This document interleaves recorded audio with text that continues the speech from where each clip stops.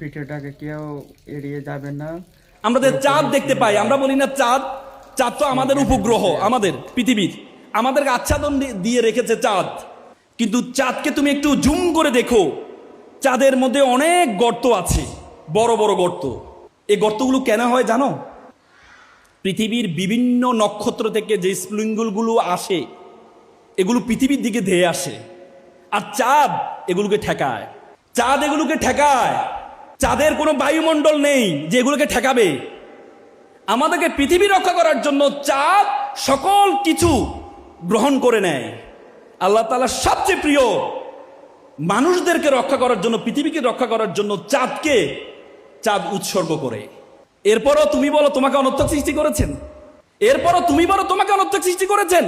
এই বিশ্বজগতে যা কিছু আছে সবকিছু তোমার জন্য সৃষ্টি করেছেন। আল্লাহ তাআলা বলছে হুয়াল্লাযী খলাকালাকুম মা ফিল আরদি জামিআ, আমি আসমান এবং জমিনে যা কিছু করেছি সবকিছু তোমার জন্য সৃষ্টি করেছি। আর তোমাকে আমি সৃষ্টি করেছি ওয়ামা খালাকতুল জিন্না ওয়াল ইনসা ইল্লা লিয়াবুদুন। Each and everything created for you, and I created you only for worship of Almighty. আমাকে তোমাকে আল্লাহ তাআলা সৃষ্টি করেছে শুধুমাত্র তার ইবাদত করার জন্য। What is the meaning of ইবাদত? What is the meaning of worship? আজকে যে তোমরা পড়াশোনা করে বৃত্তিটা পাচ্ছ, পড়াশোনা is the one kind of ইবাদত।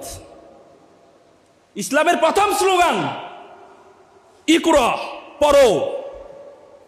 ইসলামের প্রথম স্লোগান হচ্ছে পড়ো।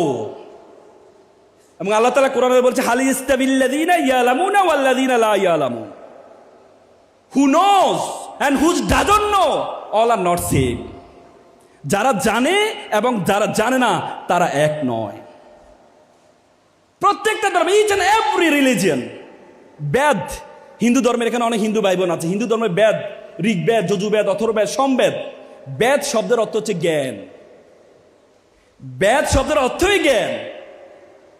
প্রত্যেকটা ধর্ম প্রথমে যে কাজটির কথা বলেছেন, সূরা পুরো কোরআনের 6666টি আয়াত, তার মধ্যে 32টা আয়াতে নামাজের কথা বলেছেন, আবার 32 জায়গায় জ্ঞান অর্জন করার কথা বলেছেন।